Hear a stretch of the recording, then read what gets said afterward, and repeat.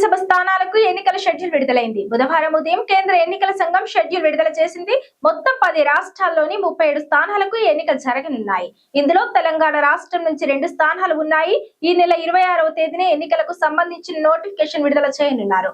మార్చి 16న polling నిర్వహించనున్నట్లు ఎన్నికల సంఘం తెలిపింది. షెడ్యూల్ ప్రకారం మార్చి 5వ తేదీ వరకు నామినేషన్లు దాఖలు చేయొచ్చు. మార్చి 9వ తేదీ వరకు దరఖాస్తులు విత్డ్రా చేసుకోవచ్చు.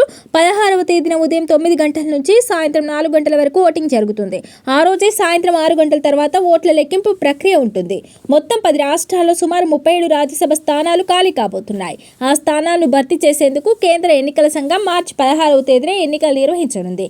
మహారాష్ట్ర నుంచి అత్యధికంగా 7 మంది రాజ్యసభ ఎంపీలు తమ పదవి కాలాన్ని ఏప్రిల్ 2వ తేదీన పూర్తి చేసుకున్నారు. తెలంగాణ రాష్ట్రం నుంచి కేఆర్ సురేష్ రెడ్డి, డాక్టర్ అభిషేక్ మను సింఘ్వి స్థానాలు ఖాళీ కానున్నాయి.